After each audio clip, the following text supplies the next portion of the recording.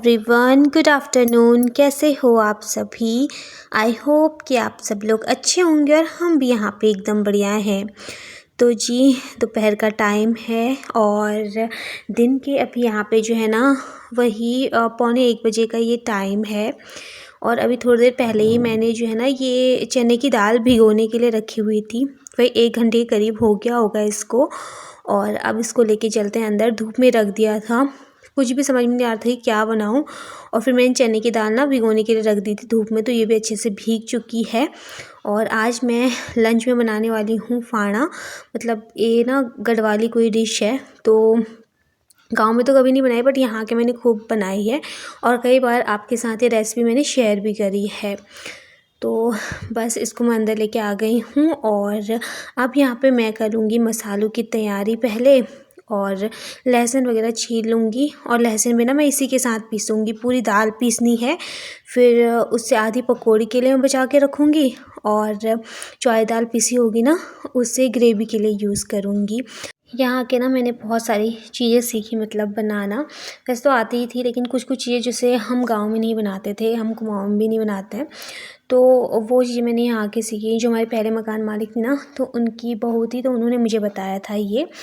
तो अभी मैं इसको कई बार बना चुकी हूँ और बहुत, जब मुझे कुछ समझ में नहीं आता और रोज़ दाल खा खा के बोर हो जाती हूँ ना, तो फिर ये सबसे बेस्ट ऑप्शन रहता है।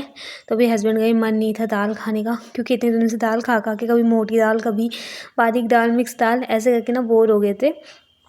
तो मैंने सोचा चलिए आज इसी को बना देते हैं। फ़िलहाल चलिए, अभी यहाँ पे मैंने एक बार में नहीं आ रहा था पूरा, तो ये 2 बार के लिए पीसने के लिए होगा।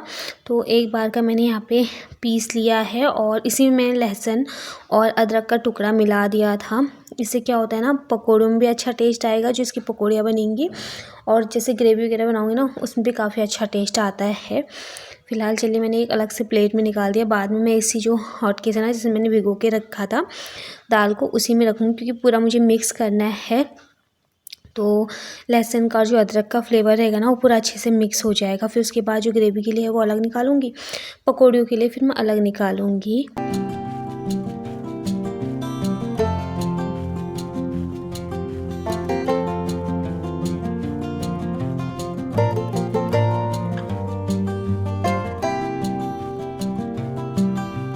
अभी यहाँ पे मैंने दाल को अच्छे से पीस दिया है, दोनों बार अच्छे से पीस दिया। बस थोड़ा सा अगर आपको लगता है कि अच्छे से नहीं पीस पा रहा, तो आप थोड़ा सा इसमें पानी ऐड कर सकते हो। ज़्यादा पानी ऐड मत करना, क्योंकि फिर वो पकौड़ियाँ हैं ना वो अच्छी नहीं बनेंगी, बिल्कुल भी एकदम गीला हो जाएगा ना बैटर।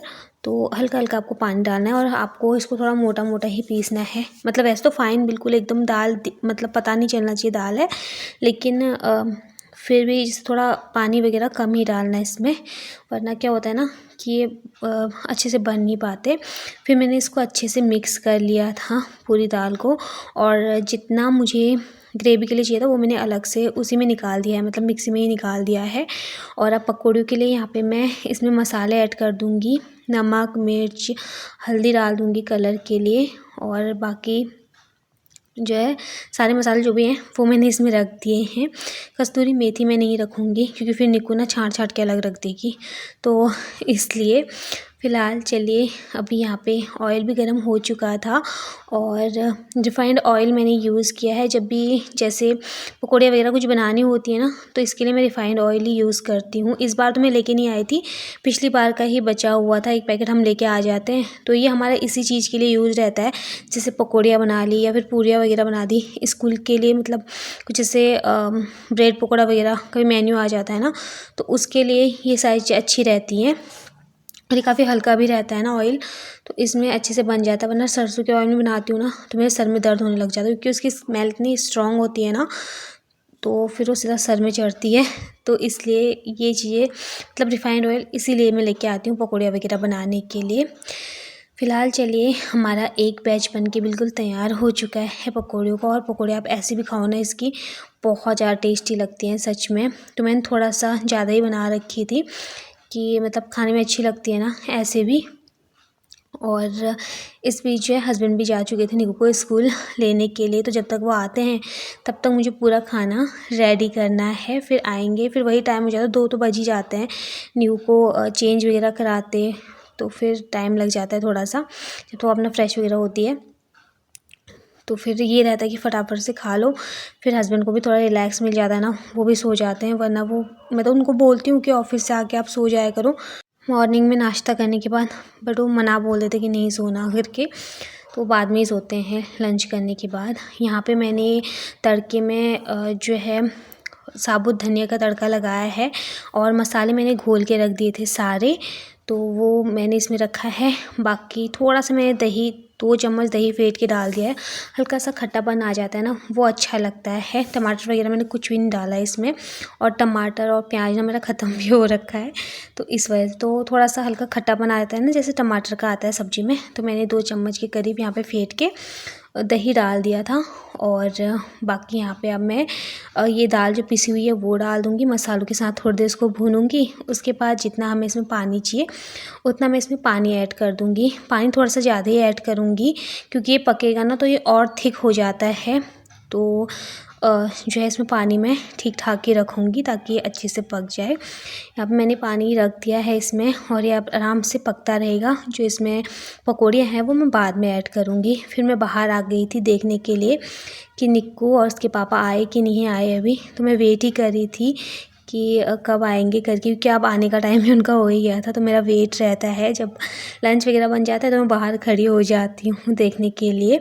और वो मुझे बोलती भी है कि मम्मा आप बाहर, जिस दिन मैं बाहर खड़ी नहीं होती ना, मैं किचन में काम करती रहती हूँ, तो उस दिन वो बोल भी देती है कि मम्मा आप बाहर बालकनी में क्यों नहीं आए थे मुझे देखने के लिए करके। तो उसको भी, उसकी नज़र भी ना यहीं पे रहती है ऊपर, कि मम्मा मुझे देख रही होगी करके। फिर उसके बाद मैं आ गई थी अंदर, और यहाँ पे हमारी जो ये दाल है, ग्रेवी हमारी अच्छे से पक गई है। उसके बाद मैंने इसमें पकौड़ियाँ डाल दी हैं। पकौड़ियाँ डालने के बाद बस 2 मिनट में इसको पकने के लिए छोड़ दूँगी पकौड़ियों के साथ। उसके बाद मैंने यहाँ पे हरा धनिया कट कर लिया था, हरा धनिया थोड़ा सा ही था, तो यहाँ पे मैंने कट करके ऊपर से डाल दिया है। और हमारा टेस्टी सा लंच बनके बिल्कुल तैयार हो चुका है।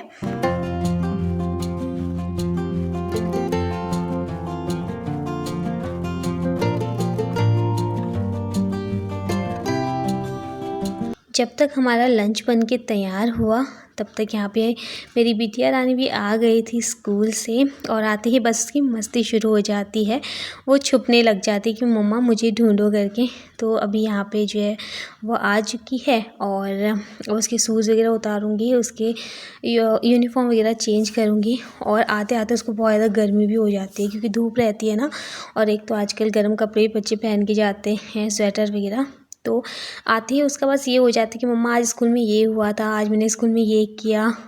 तो वो सारी चीज़ें बताती रहती है, और ये चीज़ें देख के ना अच्छा लगता है, क्योंकि आज के टाइम पे ना ये चीज़ें ज़रूरी भी हैं। माँ बाप को अपने बच्चों के साथ फ्रेंडली होना ना बहुत ज़्यादा ज़रूरी होता है, क्योंकि तभी बच्चे अपनी सारी बातें शेयर कर पाते हैं। वरना क्या होता है कि अगर हम बच्चों को गुस्सा करेंगे, डांटेंगे, उनसे मतलब में इतना फ्रेंडली रहेंगे नहीं, तो बच्चे फिर ना कुछ बताते नहीं हैं। और आज की तारीख में ये सारी चीज़ बहुत ज़्यादा ज़रूरी है कि बच्चे हमारे साथ कंफर्टेबल फ़ील करें, हमें अपनी सारी बातें बताएं।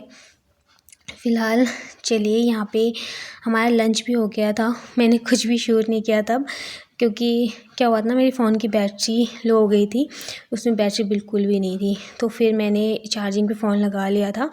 और यहाँ पे अभी हमारा लंच वगैरह हो चुका है, तो अब फटाफट से सारे बर्तनों को भी धुल लेते हैं। किचन मेरा नीट एंड क्लीन मैंने कर लिया है। उसके बाद मैंने यहाँ पे सारे बर्तन धुल लिए हैं, साबुन लगा लिया था। अब फटाफट से बर्तन छाल लूँगी। और यहाँ पे भी देखिए निकू की मस्ती चल रही है। मैं उसको बोल रही थी कि बेटा आप सो जाओ, लेकिन वही है, जब तक मैं नहीं लेटूँगी ना तब तक वो भी नहीं लेटेगी। और पापा से तो अपने डरती नहीं है वो, मतलब डरती तो है, लेकिन मैं उसको बोलती हूँ ना स्ट्रिक्टली कि सो जाओ, तो वो फिर मान जाती है। क्योंकि सुबह वो जल्दी उठ जाती है, ऐसा भी नहीं है कि लेट में उठती है, जल्दी भी उठ जाती है। फिर स्कूल से आओ, बच्चा थक जाता है, थोड़ा रिलैक्स भी चाहिए होता है, तो उसकी पहले से ही हैबिट बना रखी है मैंने कि वो दिन में सोती ही सोती है। फ़िलहाल चलिए, यहाँ पे जितना पानी वगैरह इकट्ठा हो रखा है इसको मैं साफ़ कर लेती हूँ, और फिर उसके बाद मैं भी थोड़ी देर रेस्ट करूँगी। क्योंकि फिर वही ना, खाते पीते बर्तन वगैरह धुलते किचन क्लीन करते ना, मेरे को 3 आराम से बच जाते हैं। फिर थोड़ी देर लेटो, फिर उठने का ही टाइम हो जाता है, फिर निकू को पढ़ाने का ही टाइम हो जाता है। फ़िलहाल चलिए, दिन में थोड़ी देर रेस्ट किया। अभी ये हो चुका है शाम के 5:30 बजे का टाइम। मैं उठ चुकी हूँ, और यहाँ पे अपना फेस वॉश वगैरह भी कर लिया है मैंने। बस थोड़ा सा अपनी स्किन की भी केयर कर लेते हैं, क्योंकि सर्दियों में स्किन बहुत ज़्यादा ड्राई हो जाती है। तो फेस वगैरह धो के आओ ना तो एकदम से स्किन ना खिंची खिंची सी लगती है। और अभी मैंने सोचा मैं बाल बनाऊँगी, बट अभी मैं बाल नहीं बनाऊँगी, क्योंकि मुझे अपने बालों में ऑयलिंग करनी है। कल मैंने अपने ना बाल धोए थे, तो फिर मैं क्या करती हूँ उसके 1-2 दिन बाद ना ऑयलिंग कर लेती हूँ अच्छे से। इससे क्या होता है कि बाल भी नहीं झड़ते हैं। बाकी जो है आजकल स्कैल्प पे सर्दियों के टाइम पे ज़्यादातर ना डैंड्रफ बहुत ज़्यादा हो जाता है, तो ऑयल वगैरह लगा के रखो ना तो ठीक रहता है, वरना फिर पूरे स्कैल्प पे डैंड्रफ हो जाता है और खुजली अलग से होने लग जाती है, और बाल भी आपके काफ़ी हल्के हो जाते हैं उस टाइम पे। तो अभी मैंने खाली बस एक क्लेचर लगा के जूड़ा बना दिया है। और निक्कू भी उठ चुकी थी अभी, तो वो भी मेरे साथ उठ गई थी। तो उसके पापा भी सोए हुए हैं, उनको बाद में उठाएंगे। थोड़ी देर में निक्कू को पढ़ाई वगैरह करवाऊँगी।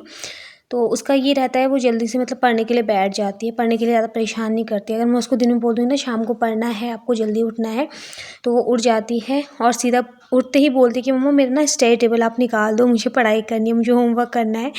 तो उसका यही चलता रहता है। फ़िलहाल चलिए यहाँ पे थोड़ा सा अपना शाम वाला मेकअप शेकअप भी कर लिया है। बहुत ही सिंपल सा ही रहता है, ज़्यादा मैं अपने फेस पे वैसे भी कुछ नहीं लगाती हूँ। तो बहुत ही सिंपल, बस बिंदी, सिंदूर, लिपस्टिक ये चीज़ें हो जाती हैं। थोड़ा बाल वगैरह बना लो अपने। और यहाँ पे निक्कू भी अपना मुँह वगैरह धो के आ गई थी, और बाकी अभी मैं उसको स्वेटर पहना दूँगी, क्योंकि शाम के टाइम पे ना ठंडा हो रहा है। सुबह के टाइम पे क्या होता है कि धूप निकल आती है तो इतना ठंडा लगता नहीं है, पर शाम के टाइम पे ना बहुत ज़्यादा ठंडा लगता है। तो उसको वही मैं बोलती हूँ कि आप अपना सॉक्स वगैरह पहन लो, तो अपना सॉक्स वगैरह पहन के बिल्कुल पैक रहती है। और फ़िलहाल चलिए यहाँ पे उसको पहले स्वेटर पहना देते हैं, उसके बाल वगैरह बनाऊँगी। अभी देखिए दिन में पता है जब मैं उसकी 2 चुटिया बनाती हूँ ना, तो उससे ना मतलब चुटिया में सोया ही नहीं जाता है। तो वो चाहे रात को हो चाहे सुबह हो, वो मतलब दिन में निकाल देती है। फिर शाम को उसके इससे ऐसे बाल हो जाते हैं तो मुझे हँसी भी आती है कभी कभी उस पर, लेकिन उसके सामने हँस भी नहीं सकते, वरना वो उसको ना गुस्सा आता है कि मेरा आप मजाक उड़ा रहे हो, मैं ऐसी बनी हुई हूँ। या तो वो खुद से जैसे उठेगी ना सो के, तो अपने बालों को पहले ठीक कर लेगी, मतलब कंघी वगैरह कर लेगी अपने बालों को। फिर उसके बाद बोलेगी मम्मा मैं ठीक लग रही हूँ। फिर बाद में आएगी मेरे पास चोटी बनाने के लिए। तो एक छोटी सी पोनी बना ली है मैंने उसकी, और पे ना ये छोटी सी पोनी ना बहुत ज़्यादा प्यारी लगती है। अब थोड़ा इसके बाल भी बड़े हो रहे हैं ना, तो और भी क्यूट लग रही है। फ़िलहाल चलिए यहाँ पे निक्कू के बाल बना दिए हैं, हम 2 माँ बेटी तो रेडी हो चुके हैं। अब जो है निक्कू को पढ़ने के लिए बिठाते हैं।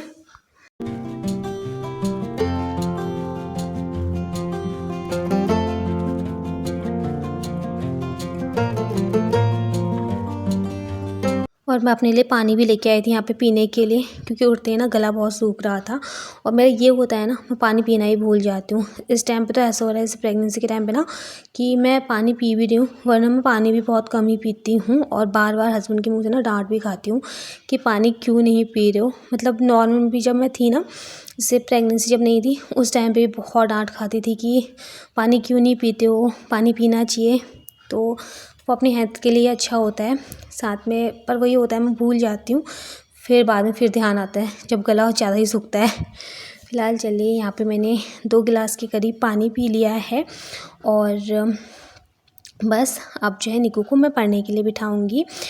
तो जब तक पानी वगैरह पिया हमने अपना, और तब तक यहाँ पे हस्बैंड भी उठ चुके थे, वो भी चले गए अपना मुँह हाथ धोने के लिए। और बाकी तब तक यहाँ पे मैं निक्कू को स्कूल का काम करा दूँगी, जो भी उसको लर्न करवाने का रहता है वो करवाऊँगी, जो लिखने का रहता है वो करवाऊँगी। क्योंकि कुछ कुछ चीज़ें जो है ना समझ में नहीं आती बच्चों की, वैसे तो कर लेती है लिखने का जो भी रहता है, बट कुछ कुछ चीज़ें जो है ना समझ में नहीं आती, तो फिर मैं उसके साथ बैठी रहती हूँ। और जब तक बच्चों के साथ बैठे रहो ना तब तक ही बच्चे अच्छे से पढ़ाई करते हैं, वरना फिर इधर उधर ध्यान अपना भटका लेते हैं।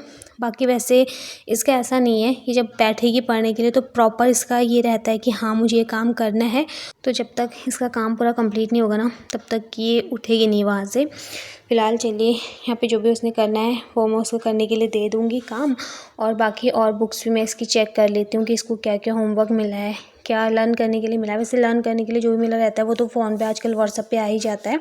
बाकी जो बुक्स में दिया रहता है वो तो फिर मैं वैसे भी उसकी चेक करती हूँ जब वो स्कूल से आती है। फिर मैं सारी बुक्स निकाल के बाहर रख देती हूँ चेक करके कि हाँ कहीं मुझसे कुछ छूट तो नहीं गया, कि मैंने कोई चीज़ ना देखी हो, क्योंकि हो जाता है ना कभी कभार।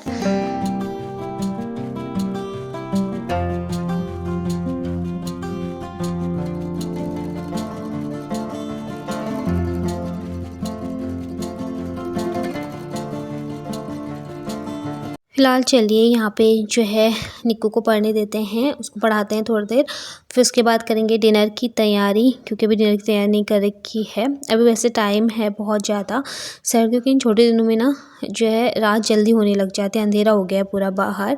और यहाँ पे हस्बैंड कर रहे हैं शाम की दिया बाती।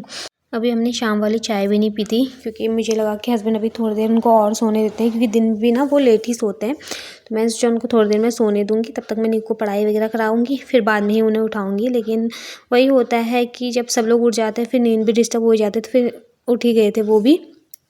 हालांकि मतलब वही 6 बजे ही उठे थे वो भी, बट वही है, मैंने सोचा थोड़ी देर और सो जाए तो अच्छा है, थोड़ा सा नींद पूरी हो जाती है।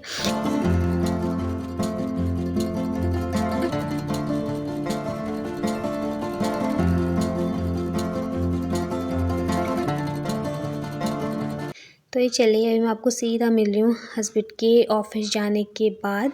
हस्बैंड चले गए थे ऑफिस, मैंने इस बीच डिनर बनाया, हमने चाय वगैरह पी, फिर मैंने डिनर बनाया, उनका टिफ़िन वगैरह रेडी किया, उन्हें भेज दिया था ऑफिस के लिए, और अभी ऑफिस जा चुके हैं। बाहर से एकदम ठंडी ठंडी हवा आ रही है, तो यहाँ पे मैं पर्दे भी लगा लूँगी। शाम के टाइम पे मैं यहाँ पे पर्दे लगा देती हूँ रोज़। सर्दियों के टाइम पे भी मतलब जो खिड़कियाँ हैं ना, इनके कोनों कोनों से जो है हवाएं आती रहती हैं, तो ठंडा काफ़ी लगता है। तो यहाँ पे मैं पर्दे लगा लेती हूँ, और साथ में निक्कू का चल रहा है कार्टून, और अपना लिखने में भी लगी हुई है। एक पर्ची पकड़ लेगी, फिर उस पर लगी रहेगी, कभी कुछ बनाने पे कभी कुछ बनाने पे। तो वही है, उसको करने देती हूँ। मैं सोचती हूँ कि चलो ठीक है, वो थोड़ा सा उसकी क्रिएटिविटी भी वो करती रहेगी, और बच्चा सीखता भी इन चीज़ों से।